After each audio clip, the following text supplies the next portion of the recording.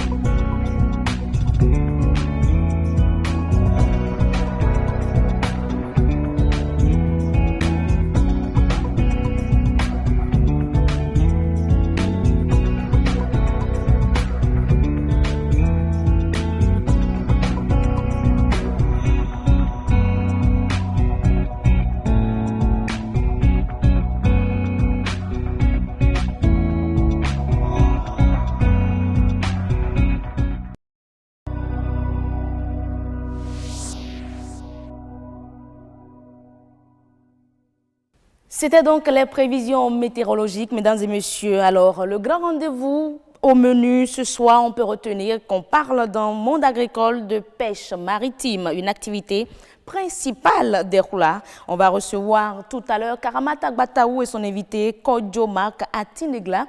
Il est pêcheur marin pour aborder le sujet.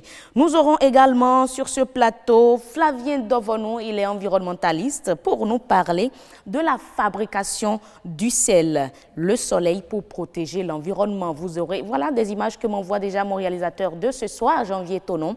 Vous aurez les détails tout à l'heure dans Nature et Bien-être. L'expert de ce soir, pas comme Alomankwe. Il est gestionnaire de patrimoine. Avec lui, on va parler des fêtes communautaires. Et oui, c'est l'actualité. Il y a des fêtes par-ci, dans les familles, un peu partout, mises en marge, bien sûr, en marge de la Pentecôte. Quels sont les apports à l'économie de ces différentes fêtes communautaires? On va aborder le sujet avec un gestionnaire de patrimoine. Oui, un gestionnaire pour parler économie et culture, c'est bien possible. Pas comme Alomankwe vous donne rendez-vous tout à l'heure dans Espère. Et puis, je l'ai annoncé tantôt, il y aura du dacouin. En fin d'émission, mesdames et messieurs, restez donc calés. On aura du dacouin dans Autant Savoir et ce sera avec Fulgensia Routondi et Régine Saga, elle est restauratrice, pour nous parler de ce mets qui est aujourd'hui considéré comme un attrait touristique de Grand Popo. Voici déjà quelques images qui nous montrent un peu comment ça se prépare.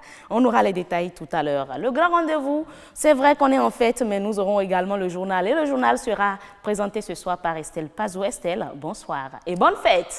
Bonsoir à vous, heureuse d'Alandé et très bonne fête à vous aussi. Merci beaucoup. Alors, est-ce qu'on aura du dacouin dans le journal? Qu'est-ce qu'on aura précisément? Mais je suis déjà contente qu'on puisse la voir sur le plateau du grand rendez-vous. Oh oui. Et j'espère que vous allez me réserver une très, très grosse part. Vous ne savez même pas tout le monde qui est là, rien que pour déguster cela. Alors, dites-nous tout sur le menu du journal. Alors, mesdames, messieurs, bonsoir. Certains Béninois ont décidé de consommer local. C'est leur façon de valoriser l'économie nationale. Une équipe de notre rédaction est allée à leur rencontre. Malgré les nombreuses mises en garde, le mariage des enfants sévit toujours au Bénin. La campagne nationale Tolérance Zéro a une fois de plus été lancée pour lutter contre le phénomène. Et puis, la diversité culturelle n'est pas seulement la multiplicité des langues ou de modes de vie. Elle est aussi un outil indispensable pour le dialogue économique et le développement. Et un spécialiste nous en dit plus et tous les détails sont à suivre à 19h45. Merci à vous, Estelle Pazou. On se retrouve à 19h45 pour le journal. Mesdames et messieurs, pour les grands plateaux du grand rendez-vous, on installe le tout premier, Nature et Bien-être.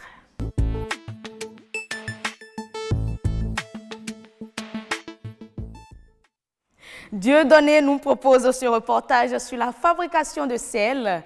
Et après avoir suivi le reportage, on va retrouver Roch-Aurélien Akoyenou et Flavien Dovonou, environnementaliste, pour nous parler du sel pour protéger l'environnement lorsqu'on parle de la fabrication du sel. Voici le reportage de Dieudonné.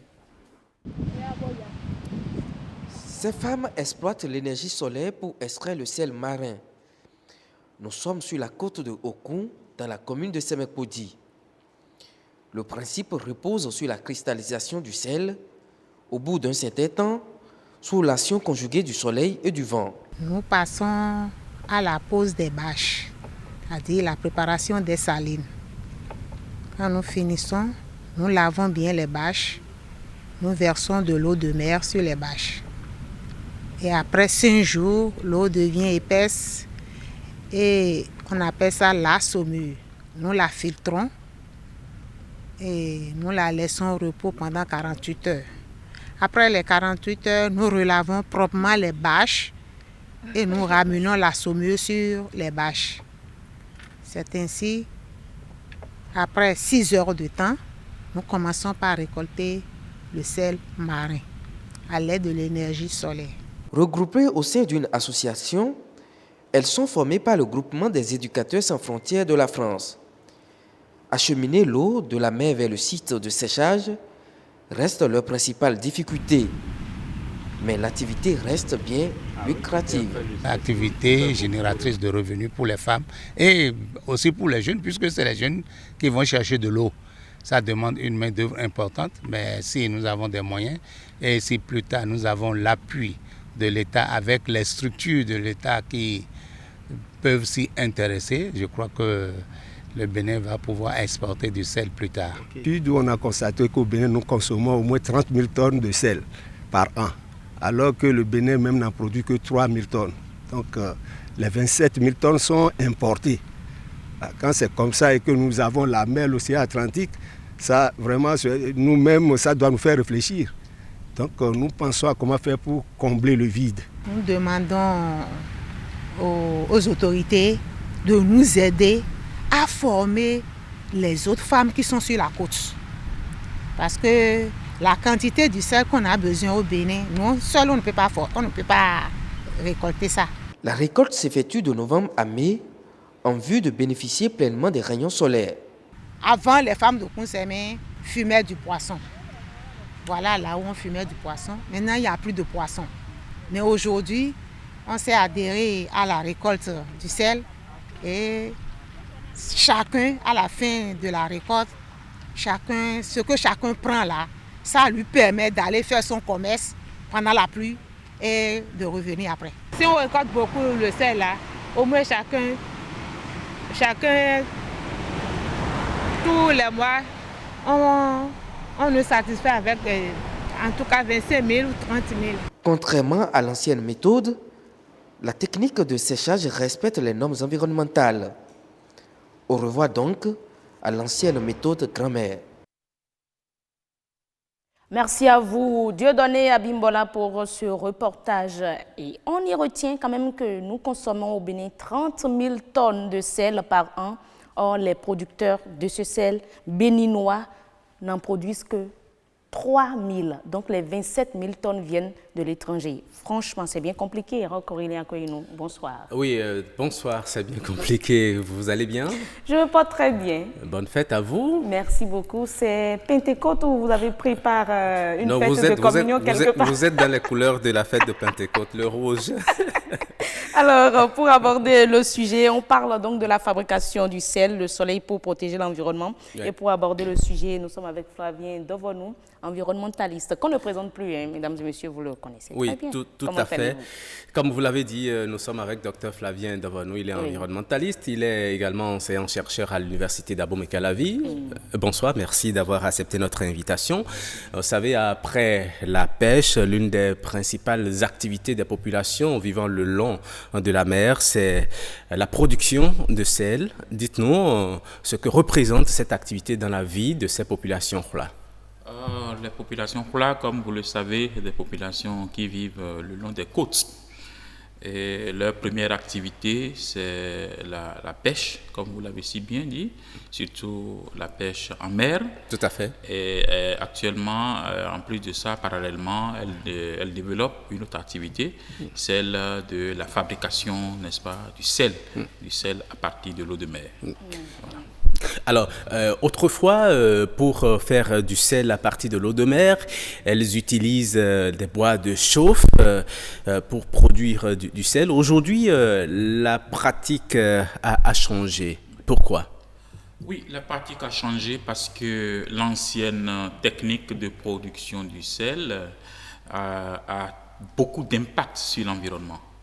Vous savez, la vieille méthode, comme on aime à le dire, pour pouvoir avoir du sel, il faut racler le sol, il faut mettre ce sol-là dans des marmites, il faut déboiser la mangrove, il faut déboiser avec tout ce qu'il y a comme arbre à côté, il faut faire le feu.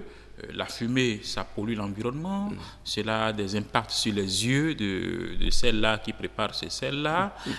Et vous convoyez, avec tout ça là, l'impact sur l'écosystème est vraiment grand. Oui. Est vraiment grand et je crois qu'actuellement, les choses sont en train d'évoluer. Mais avec cette méthode, elles arrivaient à produire en quantité. Oui. Et en un temps record également. C'est vrai, déjà en 3 heures de temps, Oui. elles avaient le sel. Parce qu'il faut 3 heures de chauffage. Du sable prélevé dans cet environnement pour pouvoir avoir le sel.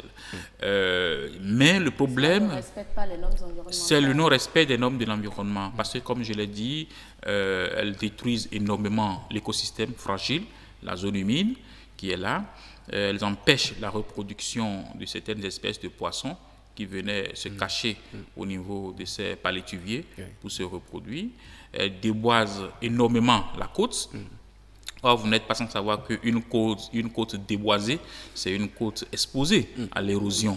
Si vous voyez. Donc, leur activité, c'est vrai, c'est bien, ça leur donnait de l'argent, mais quelque part, cela détruisait beaucoup l'environnement. Et aujourd'hui, elles utilisent l'énergie solaire. On a suivi le reportage tout à l'heure. Elles vont prélever l'eau de mer qu'elles font sécher, justement, pendant 5 jours. Le processus est assez long. Est-ce que ça leur permet d'atteindre les mêmes objectifs qu'avant?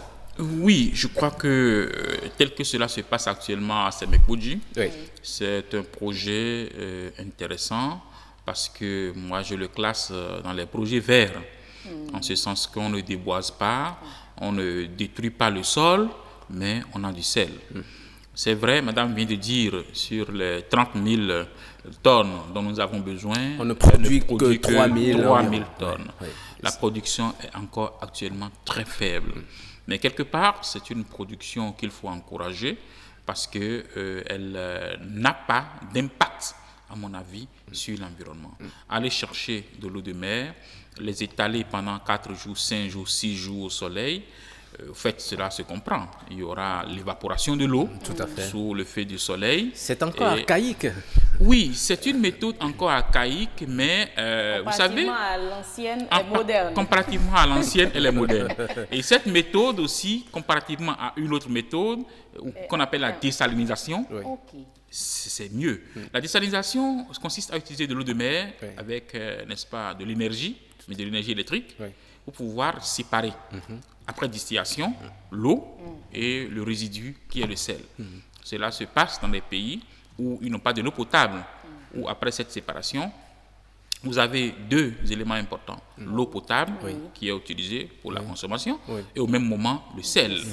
Alors, Maintenant, ici, pour ce qui se passe, nous sommes encore à une étape artisanale où il faut utiliser l'énergie solaire, qui est une énergie propre. Tout à fait. Et cela nous permet, n'est-ce pas, de produire, n'est-ce pas, ce sel-là. C'est vrai, le rendement, il est encore actuellement très faible. Et je crois même que les dames ne parlent même plus de production, elles parlent carrément de récolte. Voilà, elles parlent de récolte. C'est comme si la nature nous a donné quelque chose et nous sommes allés récolter. Oui. Vous voyez? Mais est-ce que cette pratique est généralisée déjà au niveau de toutes les associations de femmes productrices ou bien récoltrices? Je ne sais pas si le mot existe. Entre griffes. En tout cas, des femmes qui récoltent du sel en mer. Bon, je crois que c'est une activité qui est encore à l'étape pilote.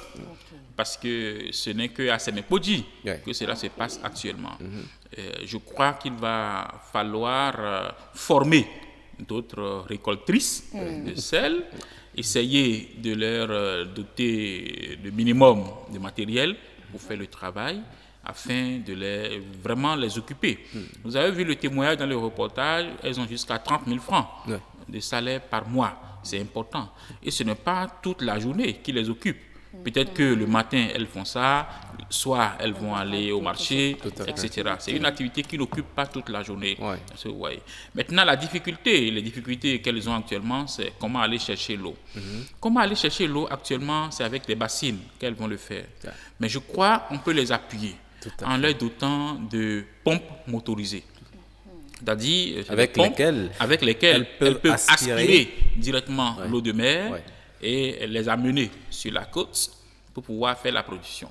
On peut les aider en leur offrant beaucoup de bâches, parce que leur support, c'est des bâches. Donc, quelque chose qui n'est pas percé, qui pourra recueillir l'eau et tout. Et on peut les aider en multipliant les sites de production. Oui, aujourd'hui, ils sont à Semekpodji. Elles sont à Semekpodji actuellement. Et puis, on sait quand on parle de production de sel, on parle souvent de Djegbadji. Je voulais d'ailleurs poser la question. Oui, est-ce qu'à Djegbadji, on récolte déjà le sel tel qu'on a vu là, ou bien on continue d'utiliser les bois de chauffe? À Djegbadji, la production par les bois de chauffe continue, ce qui est regrettable, parce que nous avons dit que c'est une production qui nuit à l'environnement, qui nuit à la santé de ces femmes qui produisent le sel. Je l'ai dit que c'est à l'étape expérimentale qu'elles le font actuellement à Semekpodji. Mais il va falloir que cela soit étendu sur toute l'étendue du territoire. Et si la chose marche bien, moi je crois qu'on peut même ne pas le faire nécessairement sur la côte. Tout à fait. Il suffit seulement d'avoir la matière première, qui est l'eau de mer, et d'avoir le soleil, et n'importe où on peut produire ce sel-là. Donc, ce n'est pas l'apanage exclusivement de la côte. Et d'ailleurs, avec vos explications, n'importe qui peut aller prélever l'eau de mer et fabriquer son sel à la maison. Si vous pouvez le faire, je crois que le feu est vert. Sauf qu'il faut tenir compte des conditions d'hygiène autour de cette production-là, parce que c'est un aliment que vous préparez et que vous êtes appelé à consommer. Effectivement, c'est un aliment qu'il faut préparer et qu'on est appelé à consommer. Et oui, heureuse, nous sommes à la fin de cet entretien. Aujourd'hui, nous sommes lundi de Pentecôte. C'est la fête de Novicha un peu partout. Oui, moi je vais tout à l'heure. Toutes les communautés, je dirais, aujourd'hui ont décidé d'être en fait ce lundi de Pentecôte. Tout à fait. En tout cas, vous aurez à parler, je le sais très bien, si je ne trahis pas le secret, vous allez parler d'Acoin. Oh, je l'ai trahi depuis. Ce secret-là, je l'ai trahi depuis. D'accord. Et oui, et je sais que vous êtes là et vous ne guettez que cet instant-là pour venir déguster. Tout à fait. Merci à vous, merci également à vous. Monsieur Flavien Dovonou, merci à vous également. Vous êtes environnementaliste. On a parlé de la fabrication du sel. Le soleil qui est aujourd'hui un grand acteur, je dis, dans la production du sel dans notre pays. Et ce sera tout pour Nature et Bien-être. Mesdames et messieurs, le deuxième plateau, c'est lequel? Ah, merci, ma chef d'édition, c'est l'Esphère.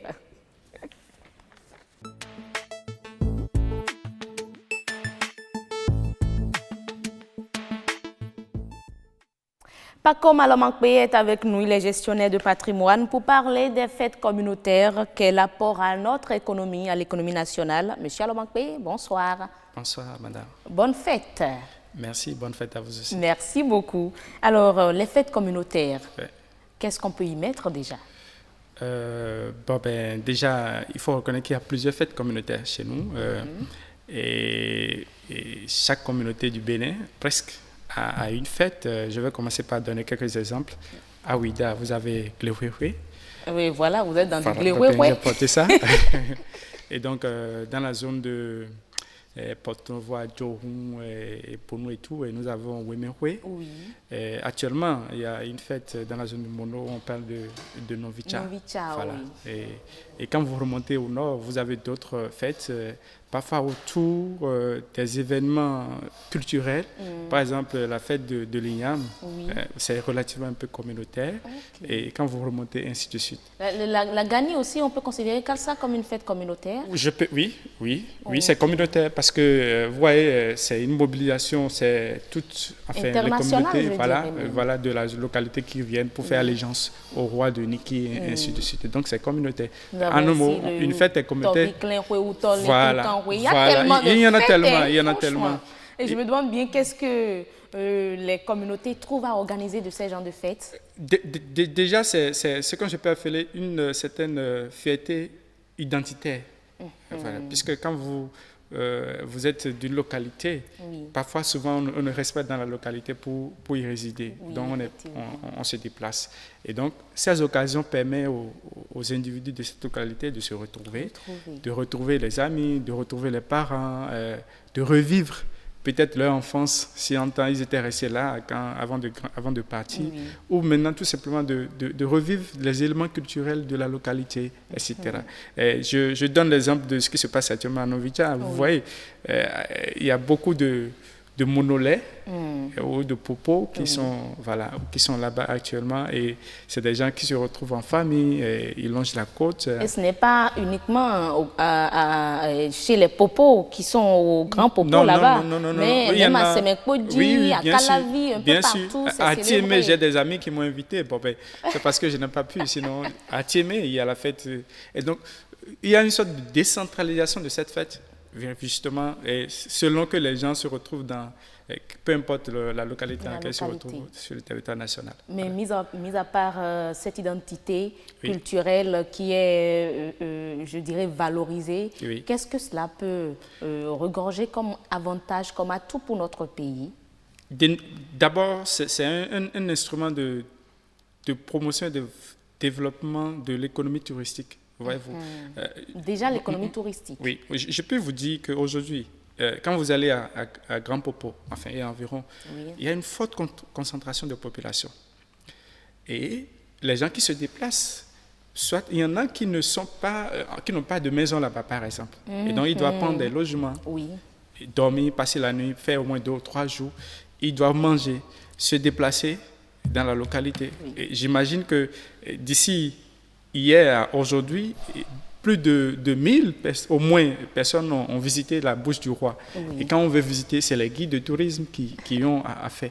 Donc, voilà un peu les éléments touristiques autour de l'événement. Mais au-delà de cela... Je crois même, et avant d'aller au-delà, je crois même que ça fait même partie des raisons pour lesquelles à Grand Popo, il n'y a pas de ministère en tant que tel là-bas, mais il y a tellement d'hôtels qui sont construits. Et en ce moment-ci, vous ne pouvez plus trouver de Non, il n'y a plus de réservation. Il faut faire des réservations des mois avant pour pouvoir avoir un espace. Autrement, vous allez rester... clé de la lune au bord de la mer peut-être, au bord de la mer pour rester. Donc voilà. Et maintenant, en plus, ça, vous voyez, souvent de plus en plus la pratique est que lors de ces fêtes, on organise des foires. Et quand on dit foire, c'est les artisans qui ont un espace pour présenter leurs produits, commercialiser, prendre contact avec des clients et vendre leurs produits. Et donc, ça aussi, un élément, je vais dire, économique. Sur ce point-là.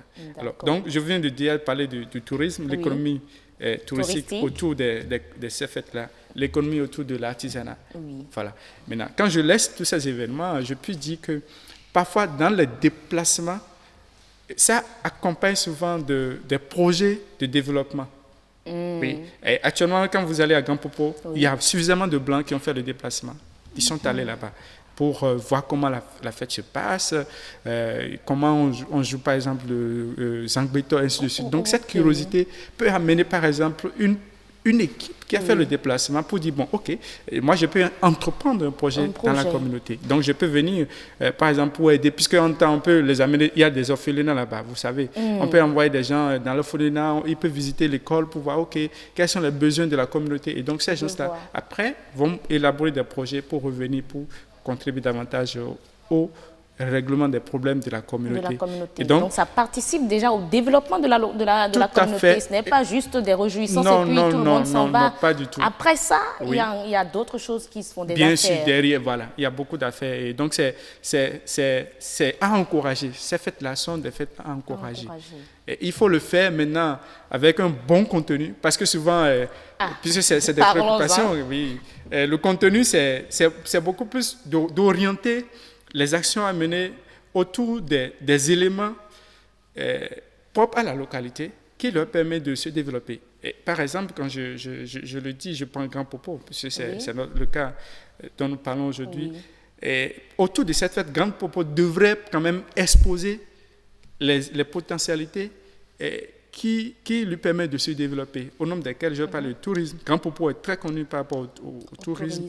Grand Popo à la mer, et donc les gens font très souvent de la pêche, et donc la commercialisation des produits sortis de la pêche devait faire partie des éléments sur lesquels on devait faire focus pour travailler, faire connaître déjà ces atouts-là. Et après cela, Grand Popo fait un environnement, à la limite, vous connaissez Assini en Côte d'Ivoire. Oui. Voilà.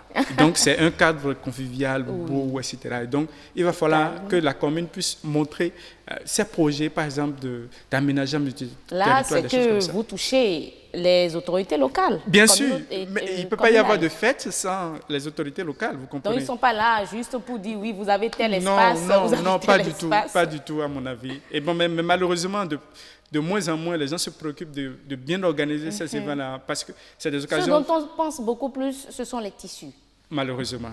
Et puis, bon, mais quelque part, ça aussi, ça a son apport au niveau économique. Non, malheureusement, je vous dis, puisque les tissus, on envoie de l'argent en Inde ou au Pakistan et d'autres pays, à l'étranger. Ça aurait été mieux que ce soit les artisans de la localité qui produisent propre dans la localité pour consommer. Je connais par exemple des régions dans lesquelles, quand vous allez, par exemple, j'ai un ami qui organise une fête qu'on appelle la fête de taco, tissu, le taco, tissu tissé, fabriqué par les artisans de la localité. Et lors de la fête, tout le monde supporte cela. Et ce sont les artisans qui fabriquent ça. Voilà, et donc c'est des choses comme ça à encourager. Et je pense qu'on peut le multiplier un peu partout sur le territoire national. À toutes les fois, il y a fête communautaire, mieux vaut que l'argent d'acheter des tissus, etc., on puisse les utiliser pour remettre ça aux artisans, puisqu'ils puissent produire... Que l'investissement soit vraiment local. Voilà, local, surtout ça. Autrement, ça va être une économie extravertie, et donc c'est les autres qui en profitent, malheureusement. Donc, voilà un peu les éléments d'analyse et de réflexion qu'on peut apporter à la question de l'économie autour des fêtes communautaires. Oui. Si on va résumer tout ça, grosso modo, comme on le dit, que dire des fêtes communautaires et leur rapport à l'économie? Est-ce que ce sont des fêtes à promouvoir encore, que le ministère de la Culture doit peut-être intégrer dans ses réformes pour voir comment réformer cette manière de fêter communautairement parlant, si je peux m'exprimer ainsi? Oui, les fêtes communautaires constituent des outils de développement communautaire, sur tous les plans culturels, social, économique. Bon, je n'aime pas trop parler de politique. Politique, parce que bien vous sûr. allez comprendre que souvent à ces fêtes, ceux qui aspirent à des postes politiques, etc., ils vont, parce que c'est là qu'ils rencontrent la communauté, et c'est parfois les communautés qui prennent les décisions à leur profit, etc. Et donc, c'est un instrument de développement économique, politique, culturel et social.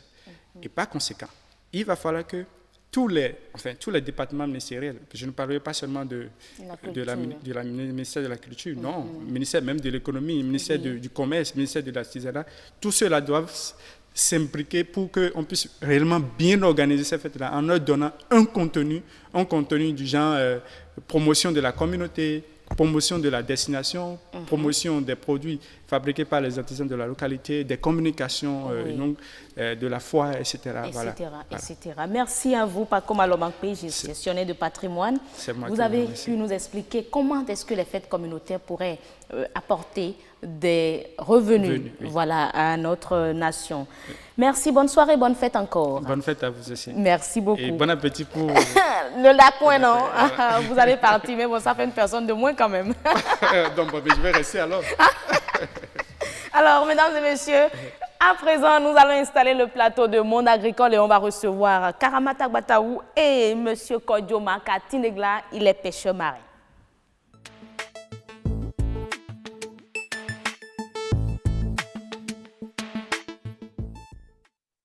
Dans Monde Agricole, on s'intéresse à la pêche maritime, une activité principale d'Erhoula. On va aborder le sujet, mais d'abord, voici ce que Jennifer Sativi nous propose sur le sujet.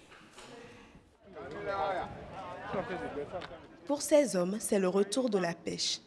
Tous les jours dès l'aube, ils s'adonnent à la capture de différents types de poissons qu'ils viennent ensuite revendre. Cette activité, ils la pratiquent exclusivement en mer et se servent d'une pirogue, d'un moteur et d'un filet. Ce n'est pas à l'aide de treuil ou bien à l'aide d'un équipement, d'une machine qu'on pêche, mais c'est avec la main et l'habileté de pêcheurs, de l'équipage qu'on arrive à pêcher. Et c'est ça qui différencie la pêche maritime artisanale de la pêche industrielle. Il faut être né dedans et avoir hérité de cela et connaître le b.a.-ba dans ce domaine. Il y a des différentes catégories de pêcheurs. Il y a les pêcheurs qui vont le matin et reviennent l'après-midi ou bien le soir. Il y a les pêcheurs qui vont aujourd'hui, ils vont vers 3 jours, 4 jours. Il y a des pêcheurs qui peuvent partir et ils vont faire une semaine avant d'arriver. La pêche maritime artisanale est donc avant tout une question de passion. Mais les pêcheurs sont confrontés à toutes sortes de difficultés. On n'a aucun financement des banques. Si c'est côté pêche là, ils refusent en même temps parce que ça n'a pas d'assurance. Et tu es pêcheur, tu peux créer ton filet, bateau, tu vas partir à la mer. Aujourd'hui, les requins peuvent ramasser tes filets. Ou bien ils vont couper les filets en morceaux. Et tu ne trouves plus de filets. Ou bien parfois c'est le vent qui est trop fort. En matière de pêche, la question du respect des normes est cruciale et souvent abordée. Pourtant, les habitudes ne changent pas. Cela pourrait s'expliquer par une absence de sensibilisation dans le rang des principaux acteurs. Les terres sont restées à un niveau très élevé. C'est-à-dire que c'est une loi cadre qui existe aujourd'hui et qui porte des interdictions, qui stipule des interdictions. Mais il faut avoir des arrêtés pour pouvoir concrétiser et faire la vulgarisation de ces arrêtés-là au niveau du terrain pour que les pêcheurs puissent bien comprendre ce qu'il faut faire et ce qu'il ne faut pas faire. Il faut qu'on arrive à descendre au niveau des pêcheurs. Mais nous, en tant qu'organisation, nous faisons la sensibilisation au niveau de nos acteurs. Une récente étude de l'Union économique et monétaire ouest-africaine révèle que les captures totales dans le secteur de la pêche maritime artisanale au Bénin s'élèvent à 9 800 tonnes par an.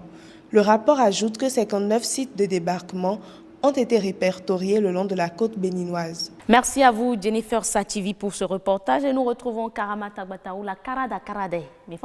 C'est moi, bonjour. Heureuse d'annoncer, sinon même bonsoir. Comment vous vous portez? Moi, pour éviter tout ça, j'ai dit Mifongandi.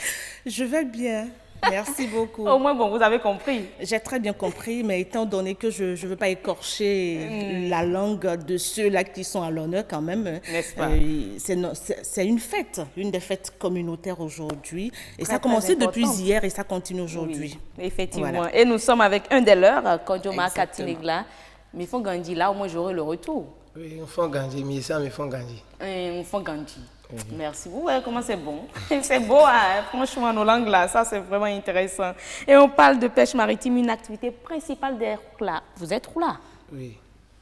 Activité principale, moi je dirais même que c'est l'activité principale des principales. Bonsoir d'abord à tous ceux-là qui nous suivent en ce moment. Bienvenue dans cette rubrique Le Monde agricole. Vous avez parlé, heureuse d'annoncer dès l'entame de cette émission, d'un plat bien connu d'une certaine localité du Bénin, c'est-à-dire vers Grand Popo. Vous avez parlé du dacouin. Eh bien, laissez-moi vous dire, peut-être que vous avez déjà des informations là-dessus, on ne peut pas faire le dacouin sans le poisson. Et le poisson, qu'il soit fumé, assaisonné, frit, on a du plaisir à le manger, il assaisonne nos plats aujourd'hui, en tout cas au Bénin, mais on a du mal à imaginer un peu tout ce mal-là, je me répète, que les pêcheurs se donnent à aller en mer et à rapporter ce poisson. C'est justement pour échanger un peu, voir un peu le quotidien de ces pêcheurs que nous avons fait venir. Monsieur Atin Degla, exactement, Monsieur Atin Degla, à qui je vais tout de suite demander depuis quand êtes-vous dans cette activité de pêche? Oui, merci madame. Je suis dans l'activité depuis à bas âge. Parce que nous avons vu nos parents, nos grands-parents faire l'activité. Nous aussi, on a grandi dans l'activité. C'est pour cela qu'on apprend du coup à cette activité. Vous n'avez pas été à l'école? Oui, j'ai été à l'école. Il a été à l'école et je crois même qu'il a une autre activité connexe, il a la soudure, mais on ne va pas parler de cela, on va parler de cette activité-là qui le tient au quotidien. Je crois que dans la semaine, il le fait quand même un certain nombre de fois par semaine, n'est-ce pas? Oui, madame. Dans la semaine, tu peux partir le dimanche d'ici. Bon, aujourd'hui, on peut partir aujourd'hui et revenir dans 3 jours. Voilà. Et il y a parfois, si tu veux rester pendant 4 jours, c'est à toi de décider. Tu peux partir aujourd'hui et revenir aujourd'hui.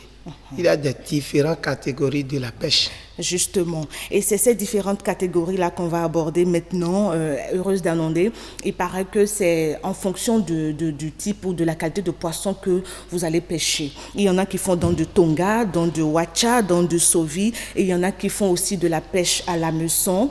Donc, tonga, wacha, sovi, tout ça, c'est quoi? Ce sont des variétés de poissons. D'accord. Et en fonction de ces variétés, des filets, voilà, des filets. Okay. Et en fonction de ces matériels de travail, c'est ça qui détermine justement le nombre de jours que vous allez faire en mer. Et ils font quoi? Comment ils vivent en mer pendant 3-4 jours?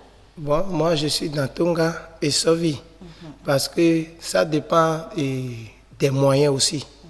Donc, moi, j'aime les capes rouges, les bas et les sols et les dorades. C'est pour cela que j'ai choisi tonga en fonction de mes moyens. Parce que ça dépend aussi des moyens. En fonction de vos moyens, ça veut dire que vous avez les moyens quand même pas assez énormes? Non, pas énormes. Les wacha, c'est à partir de 10 millions jusqu'à 15 millions pour faire tout. Tout le matériel, le filet et tout et tout? Oui. Vous voyez un peu, c'est quand même un gros investissement que d'aller en mer faire de la pêche. C'est beaucoup, c'est très beaucoup, c'est dans du million. Et pour avoir du matériel et avec tout le monde qu'on a vu là, ils ont dépensé autant de fonds. Non, il y a des propriétaires et les gens viennent travailler. Tu prends les ouvriers comme... On fait toute activité. Donc tout le monde n'a pas les moyens d'acheter les pirogues, les moteurs et les filets. Donc si toi-même tu es le propriétaire de la pirogue, donc tu peux employer les gens et payer les gens. Mais vous n'avez pas employé des gens, hein, vous êtes propriétaire des descentes ou aussi. Locataire? Moi je suis propriétaire. Ah, mais ça c'est déjà un bon pas. J'ai des frères, 2 frères aussi qui sont dans l'activité avec moi. Et les autres. Je voudrais savoir un peu cette difficulté-là en mer. J'aime bien dire en haute mer parce que vous allez vraiment très loin. Et selon certaines informations qu'on a reçues, c'est quand même qu'ils rencontrent d'énormes difficultés. Il y a que parfois des requins brisent vos filets et vous revenez produire. Mais actuellement, les requins font du ravage parce qu'ils détruisent nos filets. Des fois, il y a du vent, la tempête qui nous empêche ou bien qui emporte les filets. Donc actuellement, c'est le requin qui est en train de détruire nos filets actuellement. Et la semaine passée, ça a détruit près de 15 filets comme ça. Et l'unité là, c'est à 80 000, 100 000 francs. Et il n'y a pas de disposition que vous prenez pour... pour empêcher ces voilà, genres de pour situations. prévenir? Non, non, non. Il n'y a pas de disposition parce que tu mets les filets pour capturer les poissons. Si les poissons sont capturés sur les filets, les requins qui sont dans la mer viennent manger les poissons. En mangeant les poissons, ils prennent leur queue ou bien leurs dents là pour détruire les filets. Et quand vous revenez comme ça fait quand même beaucoup de pertes. Hein? Est-ce qu'on peut savoir à peu près quelles sont vos pertes et en même temps vos gains quand vous revenez avec des poissons? Les pertes sont énormes. Ça varie, comme c'est dans Tonga là, ça varie de 100 000 à 300 000, 400 000 des fois. Des fois, tu perds tous les filets. Ça fait, pour moi, là, mes filets, à peu près, c'est 1,2 million. Tous les filets qui sont dedans. Près de 22 filets, 24 filets. 1,2 million comme ça. Parfois, tu peux perdre la moitié des filets ou bien 3 ou 4 filets. Donc, ça varie. Selon les pertes, là, ça varie. Et bon, tu peux perdre 3 filets ou bien 4 filets ou bien perdre tous les filets. Le tableau n'est pas que sombre, hein. Il y a aussi des moments de joie, des moments de gaieté, c'est-à-dire au débarquement, quand vous revenez avec vos poissons, je crois que c'est le sourire à vos lèvres. En tout cas, voilà. Parlez-nous. Des moments, avant de partir, les frais d'embarcation, c'est à peu près, pour moi là, c'est 50 000, ça varie de 50 000 à 80 000. Mais tu peux revenir, tu peux trouver 300 000, 400 000 en 3 jours. Ou bien en 4 jours. Si on vous demande aujourd'hui la pêche, est-ce que ça nourrit vraiment? Si aujourd'hui je me décide, c'est un exemple que je donne à pratiquer la pêche, est-ce que il y a des choses qui doivent m'encourager, vous pensez? Mais ça nourrit vraiment, mais si tu n'es pas dans l'activité, tu ne peux pas faire. Parce qu'il y a des saisons que tu vas beaucoup dépenser, investir dedans, mais si tu n'es pas popo, toi-même tu vis avec l'activité, tu vois tout ce qui se passe.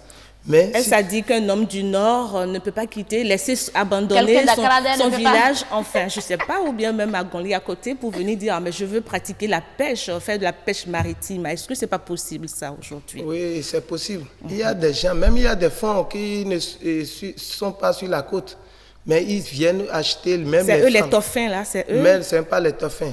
Aujourd'hui, les principales... Ce n'est pas des fonds, hein, carrément, d'accord. Je suis là pour apprendre aussi. Il y a encore un autre problème qui est grave maintenant, qui dit en train de détruire les filets. C'est les dauphins qui sont dans la lagune, qui pratiquent la charrue-bait que l'État a interdit. Le charrue-bait, là, c'est une filet que 2 engins conduits dans la haute mer, qui ravagent toutes les poissons. Ils ne sont pas ici, on ne va pas installer un débat contradictoire. Il n'y a pas l'autre camp, donc on ne va pas rentrer dans ce débat. On va rester un peu sur vous, votre activité. Et ce qui m'intéresse le plus chez vous, c'est comment vous vivez en haute mer, comme le dit Karamad. Vous y allez avec de la nourriture, de quoi vous nourrissez pendant 3 jours, vous dormez des nattes. Comment ça se passe? Parce que ce n'est pas des bateaux, c'est juste des pirogues. Hein. Oui, des pirogues, mais il faut avoir un cropote. Tu achètes tout, tu fais... Et tu achètes tout ce qu'on peut préparer à la maison. Si tu mets, c'est des filets en ligne. Et tu mets les filets dans la mer. J'ai appris quelque chose pour avoir travaillé quand même avec les pêcheurs marins.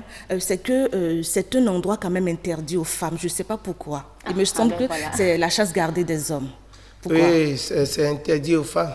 Parce que s'il y a du risque, la femme ne peut pas nager comme les hommes. Il y a des braves femmes aujourd'hui, c'est ça, vous ignorez, des femmes qui sont braves, qui sont prêtes à aller en mer et revenir avec des poissons, un peu comme vous, monsieur Atinegla. Oui, c'est ça, mais il y a des braves femmes. Femmes émancipées, vous comprenez, non? Bon, depuis le temps de nos aïeux, c'est interdit.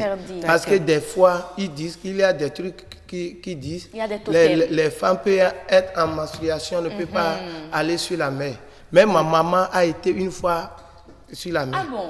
Oui. Elle vit encore? Oui, elle vit. Mais Karamat, on aura le temps, pourquoi pas, pour un instant, un moment de témoignage. Merci en tout cas, monsieur Kodjomak Atilegla, pour ce petit instant de partage. On aurait aimé aller plus loin dans nos échanges, mais le temps, c'est le temps. Et la patronne du plateau, elle est là. L'essentiel, c'est déjà l'important. Heureuse d'annoncer. Oui, Karamat. Je crois que j'ai fini pour ma part. C'est bon aujourd'hui. Moi, je continue la mienne. Bonne fête. Et moi, j'attends, je ne suis pas partie, j'attends pour manger ce dacouin. J'ai remercié l'espère, mais vous tenez. Je vais manger le dacouin, heureuse d'annoncer, pour votre information. D'accord, il n'y a pas de souci, votre paille. Alors, mesdames et messieurs, c'est donc tout pour Monde Agricole. 3 grands plateaux déjà passé. Nous allons à présent retourner l'antenne à la rédaction pour le journal avec Estelle Pazou. Mesdames et messieurs, bonjour et bienvenue à cette émission Wikeko. À cause du chômage, les jeunes se sont donnés au travail qu'on appelle l'ANAC. Ce phénomène a pris depuis quelques mois une allure vraiment inquiétante. Suivez juste après moi la revue de presse et le décryptage. Tour d'horizon de l'actualité vue par les canards. Mesdames, Messieurs, bonjour. Ça ne sert à rien de prendre la décision de reculer après avant de mieux faire. Suivez Wikeko, votre magazine de l'actualité économique sur BB24 tous les dimanches à 11h et à 23h, les lundis à 11h et les mardis à 5h. Lorsqu'on voit des Ivoiriens s'habiller.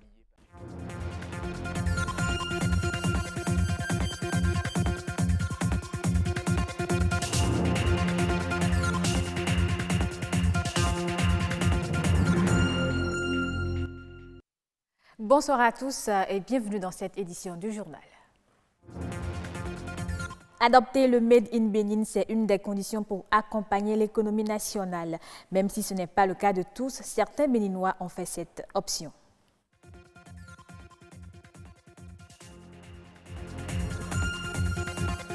Malgré les nombreuses sensibilisations, le mariage des enfants persiste au Bénin. Cette année encore, une campagne a été lancée afin d'éradiquer définitivement le fléau.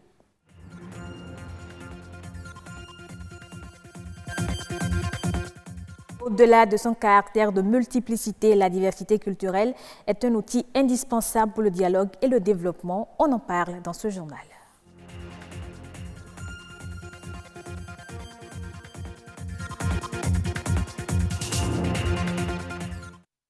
Et si on commençait à consommer ce que nous produisons et à produire ce que nous consommons? C'est le principe du consommons local. Si ce n'est pas encore dans les habitudes de tous les Béninois, certains en font une règle. C'est en effet l'une des conditions pour promouvoir l'économie nationale. Louis Koudogbo, Patrick Adjagboudjou.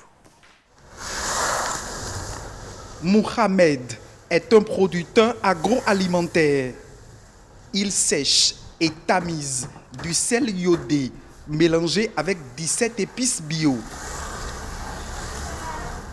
Pour manger son moyo, un plat typiquement béninois, il se sert de ce sel comme un assaisonnement. Mieux, il fait ce mélange avec d'autres aliments frais produits au Bénin.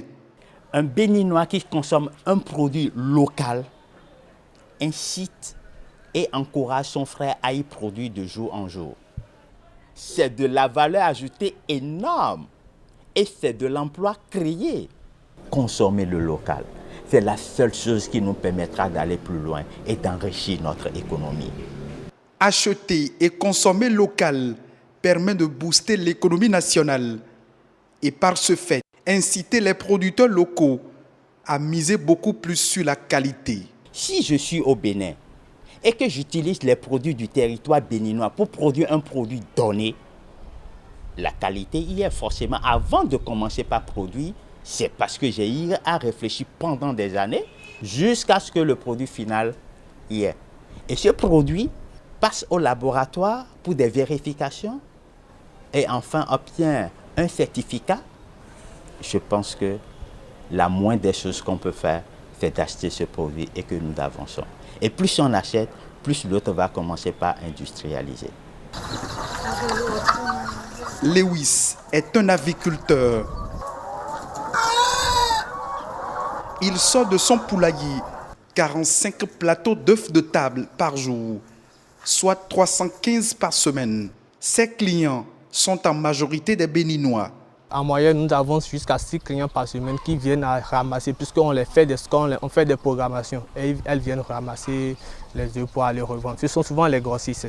Celui qui prend un œuf par jour crée indirectement de l'emploi pour son pays. Puisque là où je suis aujourd'hui, je suis à un effectif de 1900 pondeuses actuellement et j'emploie déjà une personne.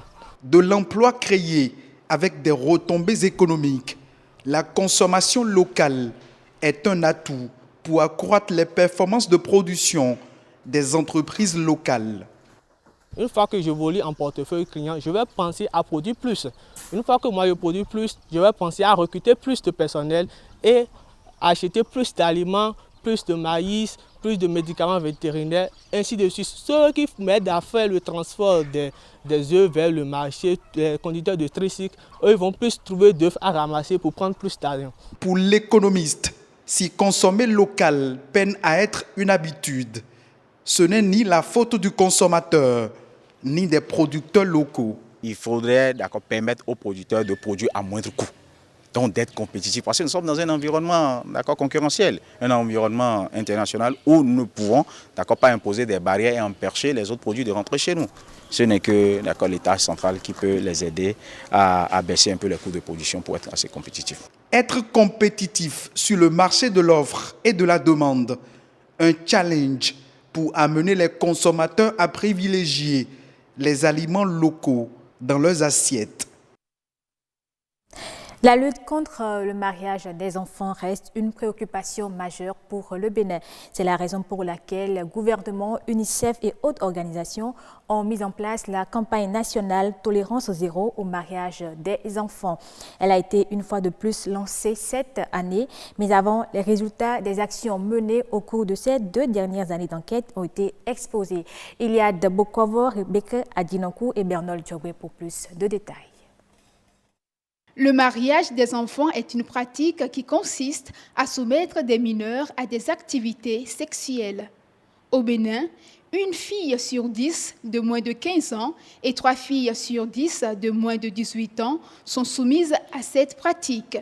Une pratique qui comporte des conséquences néfastes tant sur la santé des victimes que sur l'économie du Bénin. Quand on parle du mariage d'enfants, c'est beaucoup plus dangereux, je vous assure, parce qu'il s'agit des êtres qui ne sont pas encore mûrs, mais qu'on soumet à des pressions, à des actes qui ne sont pas de leur âge. Les conséquences qui en résultent sont énormes. Quand on parle des fistutes obstétricales aujourd'hui, c'est une émanation des mariages précoces, des mariages forcés. Nous savons qu'aujourd'hui, les filles qui ne terminent pas le cursus scolaire et encore moins le niveau secondaire vont perpétuer la question de la pauvreté. Donc c'est une charge aussi pour le gouvernement. Selon les enquêtes réalisées par l'UNICEF, plusieurs raisons motivent les parents à donner leurs filles précocement en mariage. C'est beaucoup plus lié à la culture et à la tradition.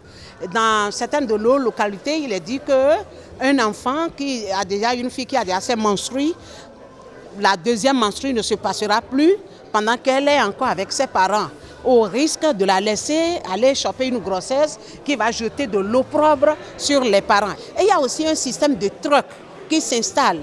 Les parents peut-être s'étaient déjà dit un certain nombre de choses. Quand j'aurai une fille, je te la donnerai en mariage. Et dès que l'enfant naît, il suffit qu'elle soit de sexe féminin, on lui compte des jours. Des fois même, on gave cette fille pour peut-être honorer l'engagement qu'on avait déjà donné.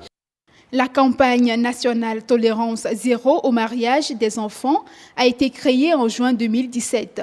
2 ans après, il y a eu des avancées notables. Selon les statistiques, les acteurs de cette lutte sont passés de 1% à 23% de lutte contre le mariage des enfants. La diversité culturelle est une multiplicité de langues, de religions et de modes de vie dans une communauté. Elle est importante pour la cohésion sociale et constitue un outil indispensable pour le dialogue et le développement. C'est ce que nous explique Félix Badiagou au micro de Judith Tossa et César Attiadi. Il faut voir à travers la diversité culturelle la notion de culture. La notion de culture renvoie à l'ensemble des moyens dont dispose une communauté donnée pour répondre à ses besoins. Lorsque vous êtes dans votre culture et la langue que vous parlez, c'est par exemple un moyen de communication, c'est un moyen de faire passer des messages dans votre communauté. La culture ne renvoie pas qu'à la langue. La culture, c'est aussi la religion. La culture, c'est également les arts. Et de ce point de vue, on peut passer par exemple par la langue pour régler un différend qui naît au sein des membres d'une communauté. On peut passer par peut-être les arts pour régler peut-être les différends qui sont nés au sein d'une communauté. On peut passer également par la religion pour régler effectivement également un différend qui naît, un conflit qui naît au sein d'une communauté. Elle est un outil de développement en ce sens aussi que quand vous prenez les différentes cultures que nous avons au Bénin par exemple, nous pouvons à travers ces cultures-là produire de belles œuvres afin de pouvoir vendre ces œuvres-là à ceux-là qui ne sont pas de notre pays, à ceux-là qui veulent voir quelque chose de nouveau. Quand vous prenez les arts, par exemple, nous pouvons passer par ces arts-là pour vendre des choses que les autres n'ont pas et que nous pouvons faire valoriser. Que chacun mette en valeur sa culture, c'est d'abord de savoir que ce que j'ai, là où je suis né, la communauté à laquelle j'appartiens, cette communauté-là est riche et que je peux faire tout ce que je veux dans ma communauté, à travers ma communauté. En nouvelle brève, la Banque mondiale a baissé ses prévisions de croissance économique pour l'Algérie en 2019 à 1,9% contre une précédente estimation de 2,3% datant de janvier dernier. Dans son rapport intitulé « Perspectives de l'économie mondiale », l'institution a également revu à la baisse ses prévisions de croissance au cours des 2 prochaines années. L'économie algérienne ne devrait ainsi croître que de 1,7% en 2020 et de 1,4% en 2021 contre une précédente estimation de 1,8% en 2020 et en 2021.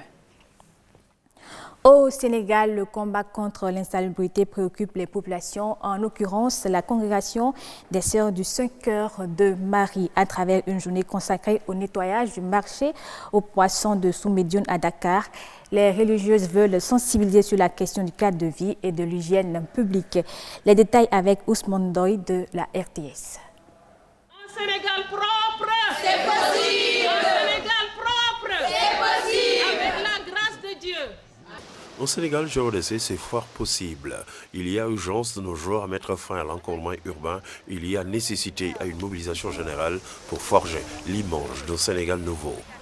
Au Sénégal plus propre dans ses villes, dans ses quartiers et même dans ses marchés. C'est cela qu'a compris l'institution scolaire Cœur de Marie, sise à Soumbédioune, dans le célèbre quartier de la Médina. Et nous sommes là pour soutenir, accompagner le président dans ce désir de rendre le Sénégal propre. Donc nous menons de temps en temps des activités de nettoyage. Aujourd'hui nous sommes venus au marché de Soumbédioune pour nettoyer ce lieu. C'est un geste symbolique. Nous continuons à sensibiliser nos élèves. Nous continuons à faire de la sensibilisation autour de nous et pour que tous les Sénégalais prennent conscience que le Sénégal va rester propre. Au-delà de cette journée d'investissement humain initiée par le mouvement Un Sénégal propre, c'est fort possible, c'est aussi un autre engagement qui a été pris pour promouvoir le reboisement dans nos villes.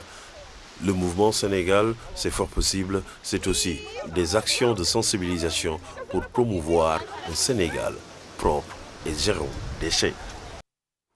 Fin de ce journal. Merci à vous de l'avoir suivi.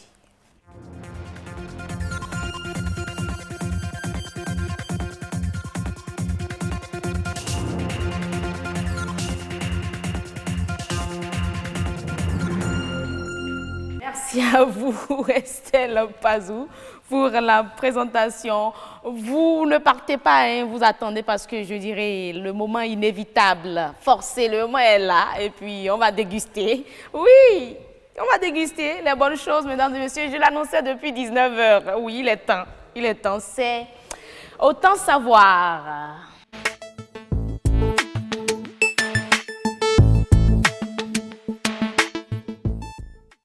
Nous sommes dans Autant savoir qui s'intéresse ce soir au Dacoin, un attrait touristique de Grand Popo, va nous dire l'invité, la restauratrice Régina Saga que nous recevons ce soir. Madame Saga, bonsoir. Bonsoir, madame.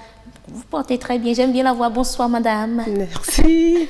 Alors, bonne fête. Merci beaucoup, bonne fête à vous de même. Merci beaucoup. Vous êtes là avec du Dacoin. Absolument. J'en ai parlé depuis 19h. C'est sûr que les téléspectateurs sont restés scotchés, rien que pour voir l'aspect, je dirais, l'esthétique de la chose. Vous pouvez faire découvrir ça rapidement, on va voir. Avec plaisir. Oh, waouh. Voilà. Oh là là. Monsieur le réalisateur, je ne sais pas comment vous allez faire, mais franchement, Ah là là là, la décoration, tout est parfait. Merci. Maintenant, on va voir maintenant le goût. Et voilà, regardez comment c'est beau. Très joli, franchement. Ah là là. Merci. Janvier Tonon, merci pour l'image. Voilà. C'est très intéressant. On va déguster tout ça parce qu'il y a du monde qui attend et je me demande bien si ça va suffire.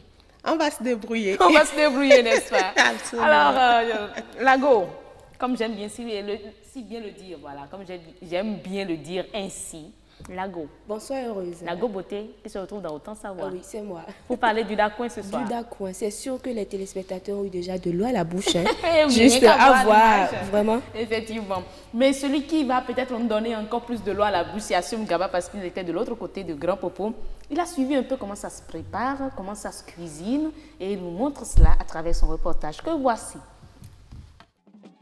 Les Hula et Huela sont appelés Popo par les Portugais. Popo signifiant pêcheur, Grand Popo veut donc dire grand pêcheur. Ces deux ethnies venues de Tado ont ainsi donné leur surnom à cette ville qu'elles partagent avec les Guins. Vivant entre la mer et un des bras du fleuve Mono, les Popos se nourrissent principalement de ressources halieutiques et agricoles. Nous aimons manger de la sauce gombo, de légumes et du poisson fumé. Les Popos aiment aussi manger de la sauce de mouton parce qu'il arrive qu'ils aient envie de manger autre chose que du poisson. Il y a un adage qui dit qu'on ne discute pas la tête du poisson avec un popo. Il y accorde une très grande importance. Une des raisons d'être du mets Dacoin.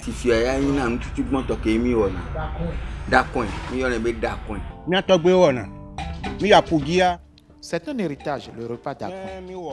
Nos grands-parents amenaient en haute mer des foyers, des condiments et du gari avec du sorabi.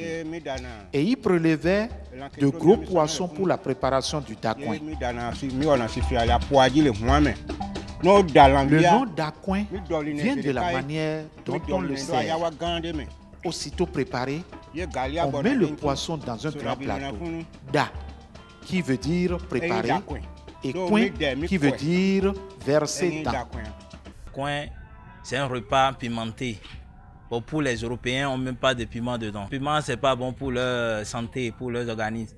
C'est vraiment le piment. Il y a certaines qui mangent des piments, il y a certaines qui ne mangent pas. Mais le mieux, il faut éviter qu'il y a d'autres qui mangent des piments. On peut demander des piments. Il faut rappeler qu'en période de rareté de poissons, c'est le crabe de terre, appelé à goglan, pêché dans les palétuviers, qui remplace le poisson à grand popo. La vie nous donne toujours espoir. Et voilà, ça dansait par ici, mesdames et messieurs. Merci à vous, Assum Gaba, pour ce reportage qui nous met non seulement l'eau à la bouche, mais franchement, on veut même découvrir Grand Popo. Mais il faut dire que c'est une spécialité culinaire des Hula, des Peda, en tout cas des Popos en général. Alors, Figencia, on aborde le sujet ce soir dans Autant Savoir. Oui, tout à fait. Et là, ce sera avec mon invitée. Elle est restauratrice. Il s'agit de Madame Regina Saga. Bonsoir, Madame. Bonsoir, Madame. Alors, le Dacoin, nous aimons consommer le Dacoin. Nous allons d'ailleurs consommer ça sur ce plateau tout à l'heure.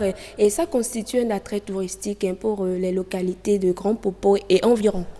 Oui, bien sûr. Déjà, à partir de la zone de Segbouré, on commence par sentir un peu l'air Peda, Popo, Hula, si on veut.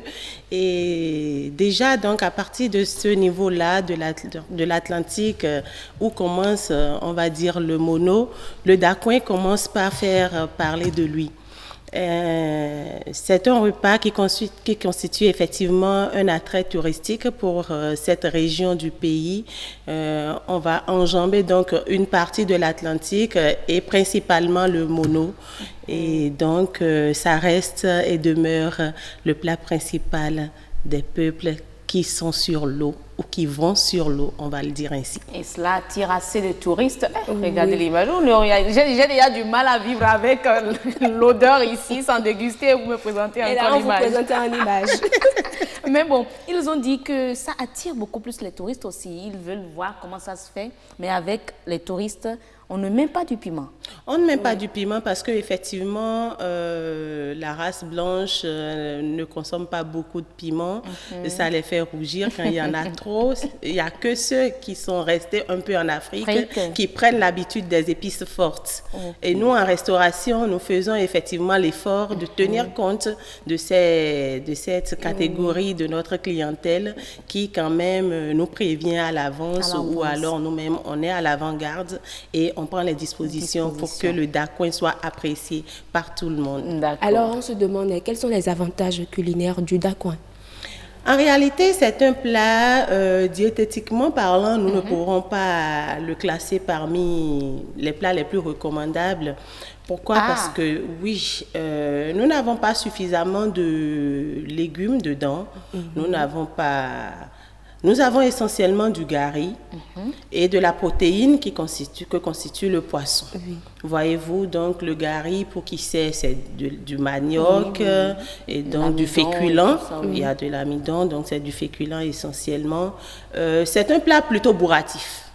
Il faut le dire, c'est un plat plutôt bourratif. Il faut donc l'accompagner, après l'avoir mangé, de fruits. Voilà, pour faciliter la digestion.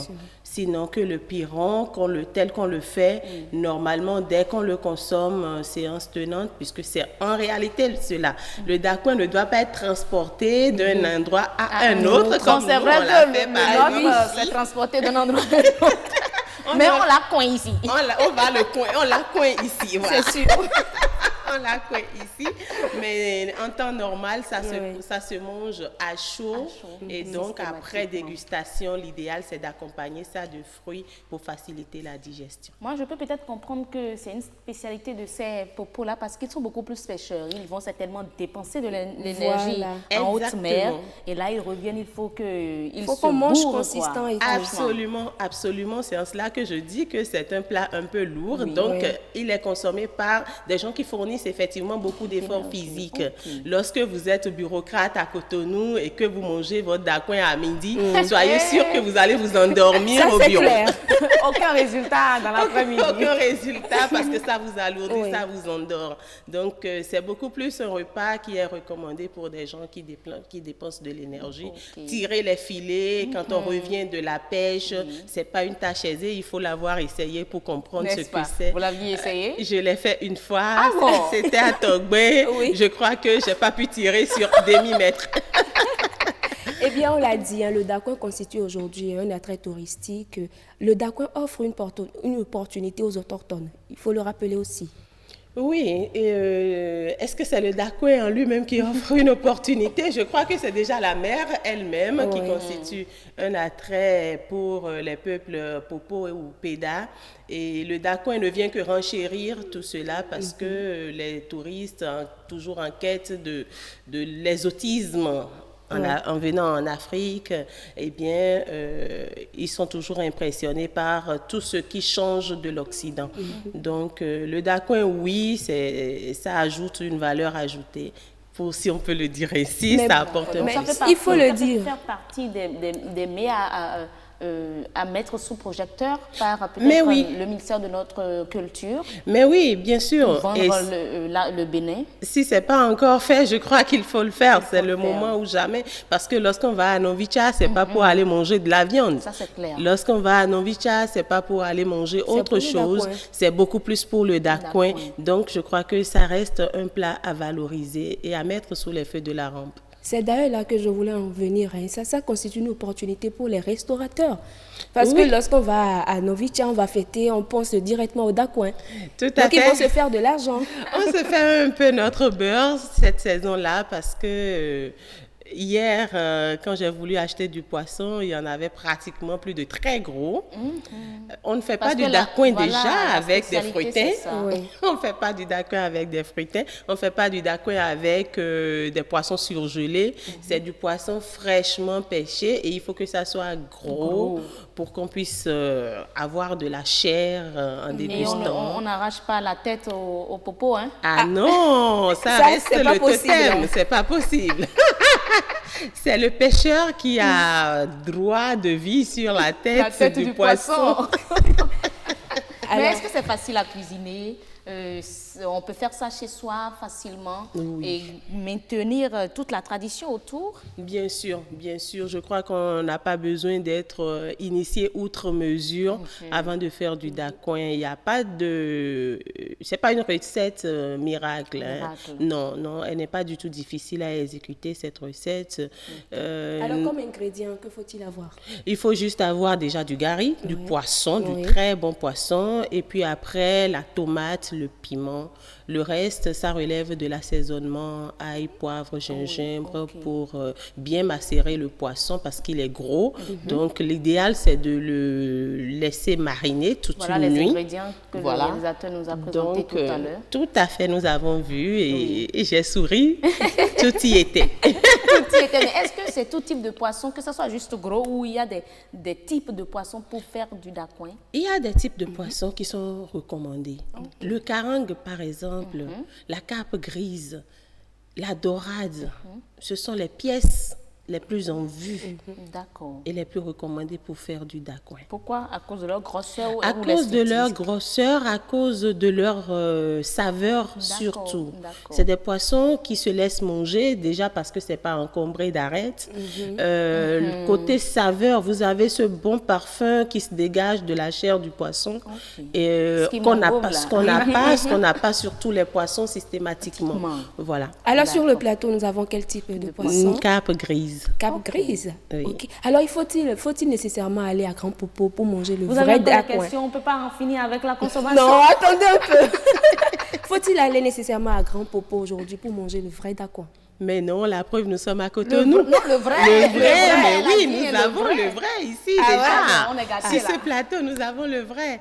Parce que toutes les étapes de la recette ont été minutieusement respectées. Le dacoin, il faut le signaler, c'est pas du eba. Ah non, le dacoin, c'est différent. C'est pas du eba. Les gens ont souvent tendance à penser que c'est du eba. C'est pas du eba. On aurait pu faire une recette filmée que vous aurez compris que lorsqu'on a fait la sauce tomate avec le poisson et qu'on a sorti le poisson, prélevé la sauce qui va accompagner et mise de côté, on a rallongé de l'eau à ce fond de sauce qu'on a fait bouillir, on a rectifié l'assaisonnement, on a laissé tiédir l'eau. C'est en fait ça l'astuce du dacoin. Il ne faut pas que l'eau soit bouillante pendant que vous mettez la pluie de farine de gari. Vous allez faire du eba. Lorsque l'eau est bouillante, la sauce du feu. Retirer la sauce du feu carrément et laisser tiédir avant de passer le flot de gari et de faire le mélange. Du coup, vous avez un rendu qui n'est pas élastique. Vous avez un rendu qui ne tire pas. Bon, c'est bon. Je crois que il faut aller à l'essentiel. On va aller à l'essentiel. On va aller à l'essentiel. Franchement, depuis 19 ans, je l'ai annoncé. Regarde nos Indiens, quand même. Et voilà, c'est donc tout pour Autant Savoir, mesdames et messieurs. Mais on ne va pas terminer sans la dégustation. On va déguster, on va prendre encore quelques instants de patience. Moi-même, j'essaie de patienter pour suivre juste la météo, mesdames et messieurs. Oui, la météo avant d'en venir à la dégustation elle-même.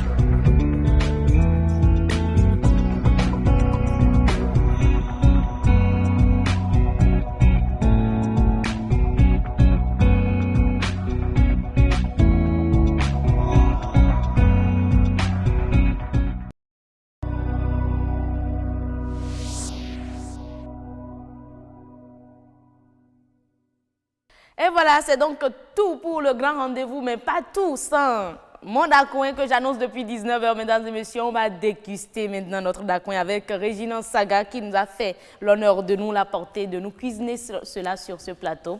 Alors, j'invite, chers collègues, mes collègues, ceux qui sont là depuis, pour le grand rendez-vous, la collaboration, la chef Abiatou Omarou qui est là depuis une certaine heure, depuis le matin, bien que nous soyons un jour férié. Venez déguster, chef, c'est pour quelques instants. Venez, venez. Estelle Pazou, la présentatrice du journal, venez. Et voilà, le réalisateur, ma chef d'édition, Victoire, venez. Oui, la maquilleuse, Cécile, venez, on va déguster. Et voilà, venez, mais soyez pas timides, chers collègues, venez, venez, venez là, venez. Alors, chef, c'est à la main, c'est la main, oui, on va y aller. Alors, chef d'édition, viens, viens, viens. Mettez-vous de l'autre côté, sinon vous n'allez rien déguster ici. Franchement, bon, j'y mets, j'envoie la main.